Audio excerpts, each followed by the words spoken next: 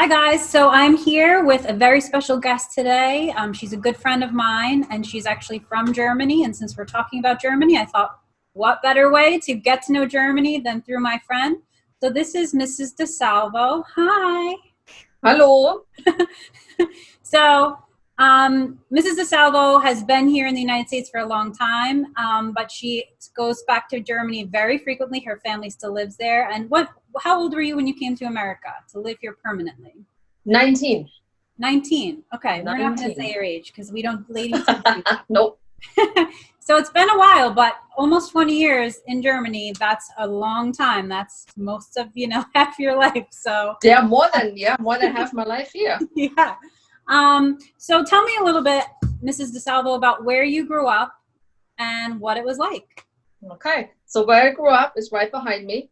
The town is called Halle Saale.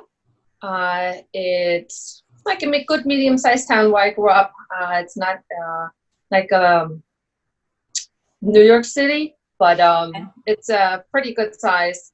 So that's where I grew up. Went to school through high school, and then after high school, I came to the United States. Okay. So growing up, so is it the same school system like how we do it? Like you start at 5 years old in kindergarten and you go for we go to 12th grade. So it's 13 full years. Is that the same? It's depends. It's a little different. Okay. So actually, kindergarten is actually what is preschool in Germany. So even though it's a German name, it's preschool, and you start at first grade, and you either go through 8th grade, 10th grade, or 12th grade. Okay. Usually only people who want to proceed going to university or college, they will finish 12th grade. Okay. And other kids who just want to do trade school or want to do something else besides going to college, they don't have to go the 12 years. They can do 10th grade. Okay. So growing up, when you choose a school, is that the school that's in your neighborhood? Everyone who lives near you goes to that same school, or is there a degree system? No, that's actually different too. Okay. You kind of can choose where you want to go. Okay. Elementary schools usually is what's closest to you, but then if you want to go through 12th grade, you can choose the high school you want to go to. Okay. So growing up, traditions, things about your culture, the foods you ate, your family roles, the roles of men and women, your parents and your other family members. Describe how what that was like. So it's very similar to the United States in regards to kind of roles. Both my parents were working. Most of my friends' parents both worked, full time. Mm-hmm. Actually, I think a lot of most women worked, and I grew up in East Germany too, so that's a little different than West Germany. So in East Germany, everybody worked. Okay. Traditions. We celebrate Easter, Christmas. The obviously one difference, a big difference, is that there's no Thanksgiving, and we have no Halloween. We actually celebrate like a type of Halloween where everybody dresses up in February. Okay. It's similar to what they do in New Orleans. So everybody dresses up. There's parties going on, but you don't go like from house to house, trick or treat or anything like it's just that. Like a party, really. Yeah. Okay. A big carnival. A big carnival. Okay. Yeah. So when you are celebrating Easter and Christmas, things like that, what are the traditional foods that you eat during those holidays? So for Easter, it is usually some kind of roast. It's not ham. That's definitely not. And potatoes, dumplings, probably like a duck or a goose is cooked for Easter, as well as Christmas. For Christmas, A big thing is you have dumplings, red cabbage, and goose.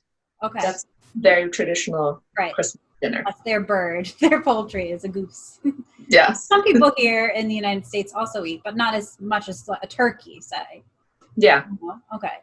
So typical like super German foods like schnitzel and what are the little spätzle? Is that what it is? Spätzle. Okay. So are those things that you eat on the regular? Are they just people think that they're German, but people don't eat them a lot? What's that all about? No, that's actually true. So it's a very typical German dish. The schnitzels, any type of sausage. So those are typical foods that we do eat. You do. Yeah. Okay. Now, what about clothing? So I know whenever you see like Germany, you see like lederhosen. Is that how you say it? Yeah. So things like that. So ceremonially, I'm sure people still dress up that way to celebrate cultural things. But is it kind of like when you see like Americans dressed up like pilgrims during Thanksgiving? Like, is it so long ago that it's just kind of like a fun costume?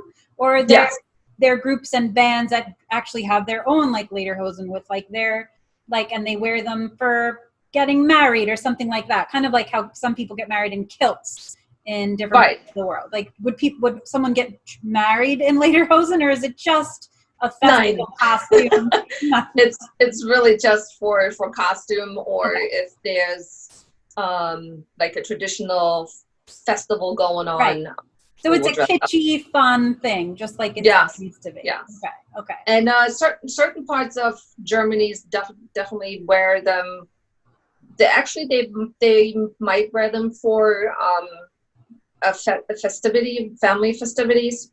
They have stores that specialize in lederhosen and dundas, but that's more the south, like Bavaria area, right. And actually the south of like the mountains where I grew up.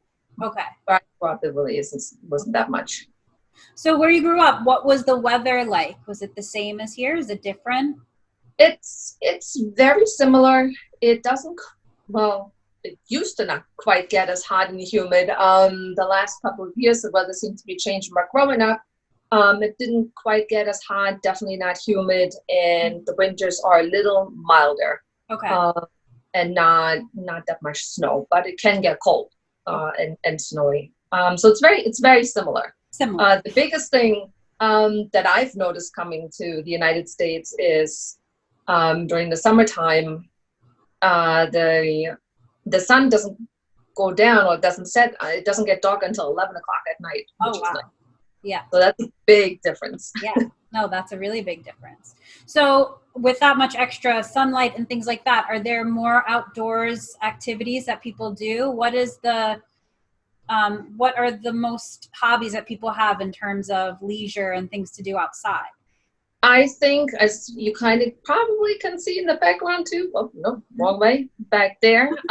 So in a lot of the town squares, you have restaurants, ice cream shops, and people just gather in those areas, right? And just kind of hang out, talk, family time. That's very popular. Yeah. And you have a lot of old buildings and old things there, much more so than we do. So I'm sure there's lots of tourists and museums and things like that too in that kind of square. You probably have more of town squares are more common, right? Yes, it's very traditional. Yeah, every town really has a town square, and there's no cars allowed, which is great. That's nice. Yeah, that's great. Which allows you to have a lot more of that, like I see in the background of your picture, like a lot more outdoor seating and things like that. Yeah. So, so in terms of cultural differences, what might be helpful to know about Germany if you're traveling to Germany? What might be different?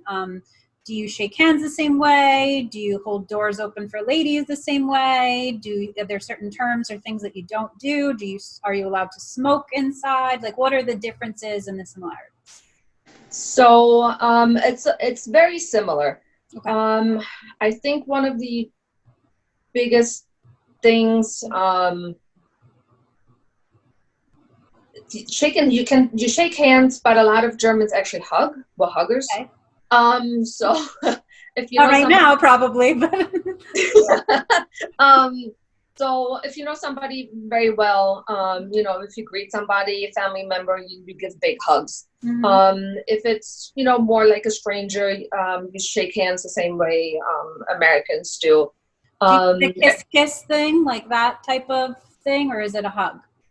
It's sometimes both. Okay. So it depends how well you know the person.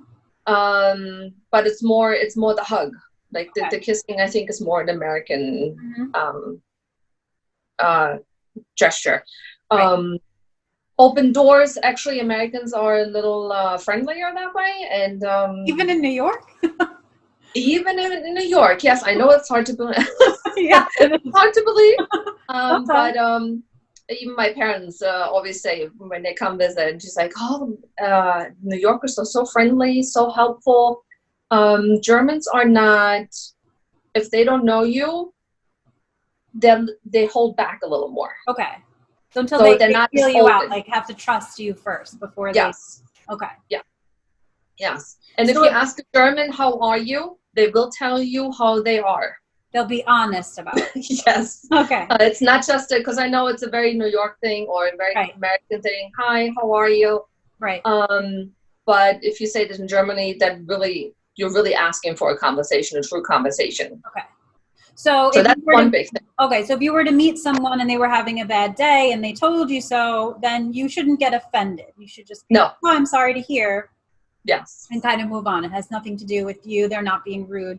I think that's a great point to know, because it's, sometimes you go other places and everybody's nice no matter what, and it's fake. So it's good. I like that realism. I have to say. Okay, so say I'm traveling and I'm lost and I'm not sure where I'm going. Do I just go into a shop? Do I stop someone on the side of the street and ask for directions? What's my best course of action culturally? You can definitely ask somebody on the street. You just say, Entschuldigung, können Sie mir helfen? And most people definitely would be, more than willing to listen. And a lot of people speak English. So most people you can get by, if you know a little German, like Entschuldigung, it's a good word to kind of know. It's just to say, excuse me. Okay. All right. So give me some words. All right. So first, how do I say hello in German? Hallo. Hello. All right. That's easy enough. How do I say goodbye? Auf Wiedersehen. Auf Wiedersehen. Okay. Auf Wiedersehen. Or if you want to be a little bit more relaxed, you can say tschüss. Tschüss. Which is very similar to like Polish too. There's so many different. It's very strange. Like so many languages sound similar sometimes. Yes. Okay. So what about thank you? Danke. Danke. And how about you're welcome? Bitteschön. Bitteschön. Okay. What else? What are other helpful words? I guess maybe like can you help me? Can you help me? How do I say that? Können Sie mir helfen? Können Sie mir helfen? Können Sie mir helfen? Mir helfen. It's just so hard to make some of the words sound. What else would be helpful? Did I say please? I guess you should say please, and we said thank Bitte. you. Bitte. Okay. Bitte, please. Bitte. Danke. Danke. Thank you. What are some other helpful? Excuse me would be Entschuldigung. I'm not even going to say it out loud. That's hard. So say I want to learn German. What do I do? Like, what's the best way to go about that? Should I listen to like it on tape, like Rosetta Stone, and listen to it over and over and just keep practicing? Should I try to find someone to have a dialogue with? Like, where is the best way to start? I would probably think listening to it to get used to the sound of the language. And then it's just key is speaking. It's really to do the dialogue and just speak. Keep practicing. Yeah, it's practice. Yeah. When I learned English in school, and I learned British English, so even that dialect is so much different than the American. Yeah. And you have to get used to the language first. Right. So it's just immersing yourself in the language. Yeah. Yeah. So what else would you like to share? What are some of your favorite treats? What are some of your favorite things about Germany? What do you always do every time you go back home and you see your family? What are like the things you have to do? Tell me. Eat, eat, and eat.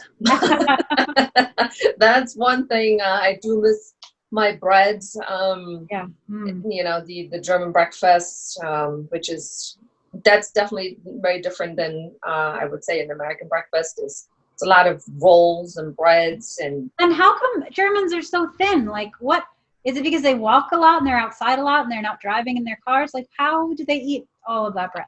I think one of the biggest differences is that your big meal, your hot meal, is at lunchtime. Okay.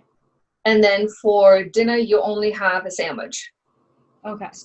So I think that's one of the biggest difference, and that makes a difference because you're not eating a heavy meal at night. Okay. Yeah, it's in the middle of the day. Is it a big sandwich or is it a small sandwich? Like, what's the? It's a small sandwich. Okay. It's not like a hero. Okay. Yeah. All right. Thank you. No.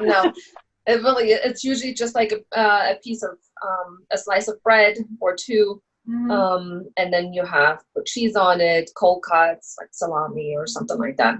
Okay. All right. So show me what you have. What do you have? Yeah. So one of my favorite treats, I know you're asking for. Whoops. Oh. So this is called Hallorenkuchen. And this is actually made in my hometown. So where I grew up, this is actually one of their big treats that's made right there, and I love all the German chocolates. As Mrs. Waldry, you know that. Yeah. Yeah. You're quite the baker, also. So yeah, I love all the cakes. So I do miss the food. So do you have that stuff also sent home here to you, and you pick it up when you're there as well? Yes. Okay. And what else do you do? Last year, I think I had a 30-pound suitcase full of chocolates and bread mixes and dumpling mixes. So funny. So funny. Okay, so besides the food, where are some places that you go and visit and like your favorite things to see each time that you're home or you try to see? Definitely go to one of the restaurants in town, go to the markets, go to the towns, and just sit. Like I really miss that, being able to be at a restaurant, be out at an ice cream shop, and just sit outside, just watch people go by, listen to the bells, you know, the loud of the church bells. They do special rings and stuff. Yeah.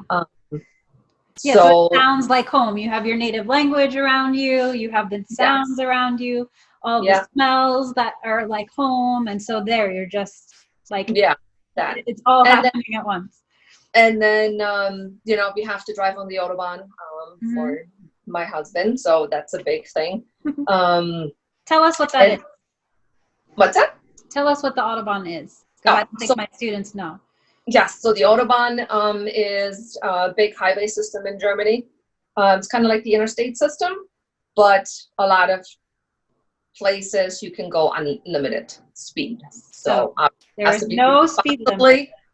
And what's the fastest you and Mr. DeSalvo have driven on the Autobahn? And don't lie, because I know the answer.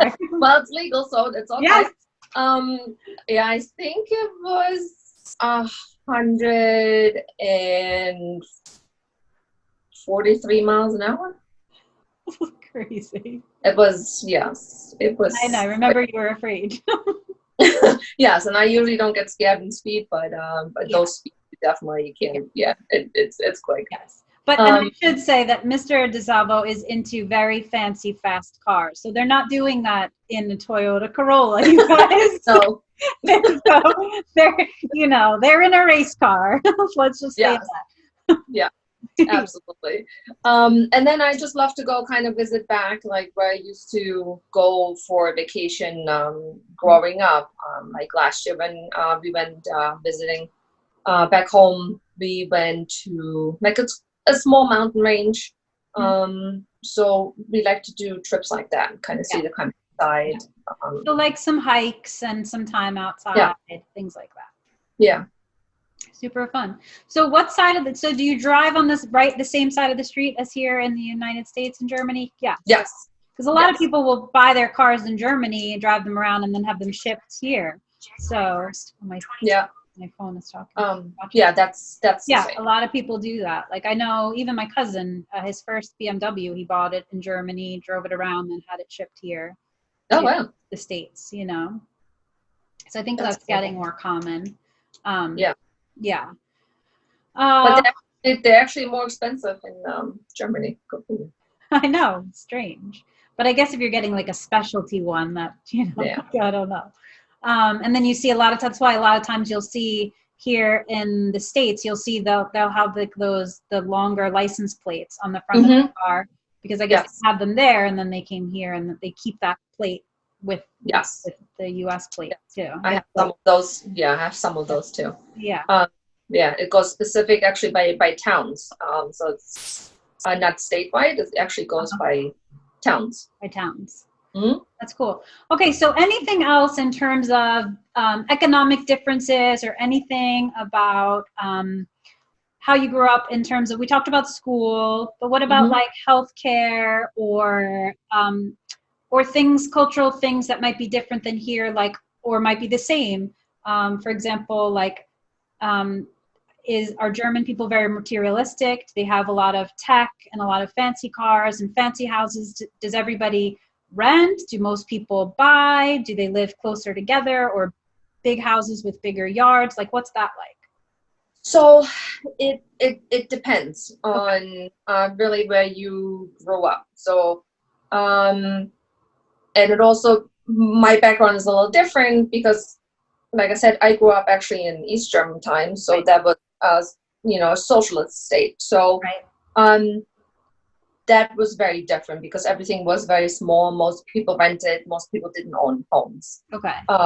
Most people rented. Nowadays, I think it's a good mix. Some people who grow up in towns will stay in towns. They will continue to rent, and very few actually leave to move to villages because it is very different. Right. So in the States, every town kind of goes into the other. Like you don't even know, I just left. Right.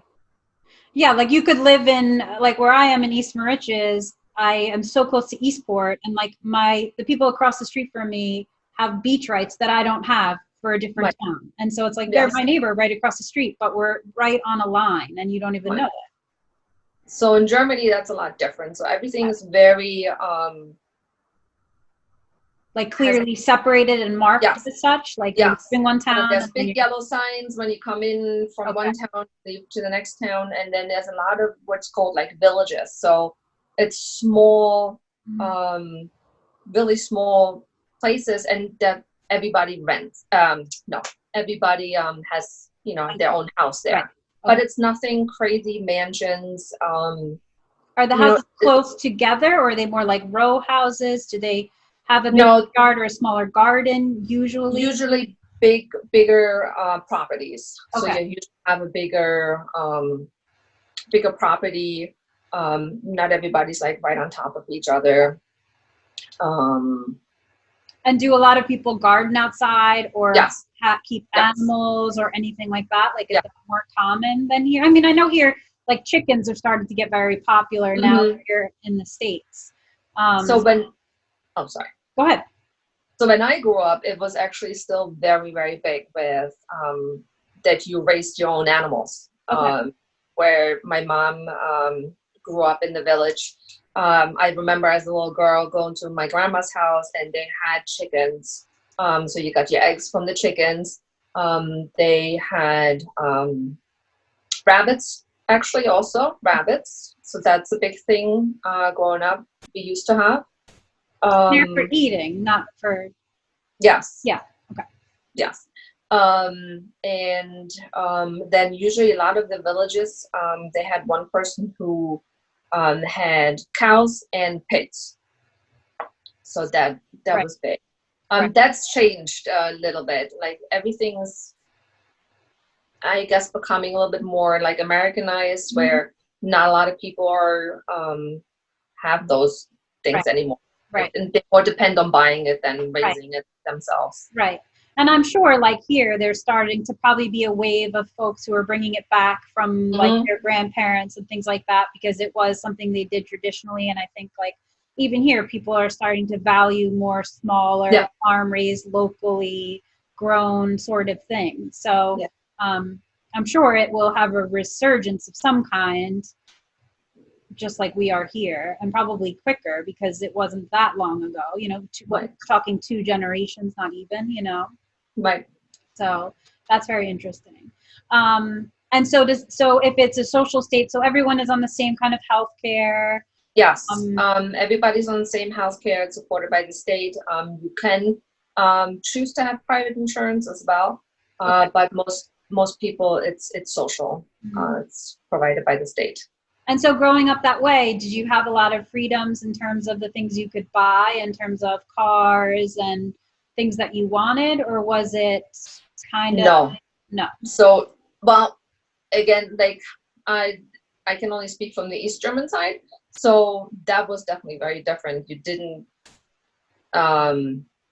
you couldn't just buy everything. It more whatever's locally grown is what you could buy. Right. So something as a banana or orange, you could only get once a year. So that was like specialty. Yeah, specialty. Yeah. Yeah. So I remember growing up, it was everybody got an orange. So that for me was always something special because you got an orange for Christmas. Yeah, that's cool. And that's a fun memory to have too. That's and besides cars, no, like we were one of the lucky ones who had cars, even phones. I know everybody's got cell phones now, but even just back in the olden days. Yeah, back in the olden days, it was very hard to even just have a house phone. And we were lucky to have that. Yeah. So that's definitely a huge difference. Yeah. Well, it's so interesting. I would love to talk to you all evening about it. And maybe we can, when we hang up, we can talk more. But I want to say thank you so much, Mrs. DeSalvo, for talking with me and giving my kids a taste of what it was like growing up in Germany. And it's just been awesome. And I'm sure that they're going to love it. And if they have other questions for you, I will get them to you. And then maybe absolutely a little bit of a dialogue and maybe all get together or something like that would be great. Yeah, that would be great. Thank you so much. Bitte schön, gern geschehen. Danke, danke. And I love you, and I will, I'm going to stop recording now and we can talk privately. So thank you. Auf Wiedersehen. Bye.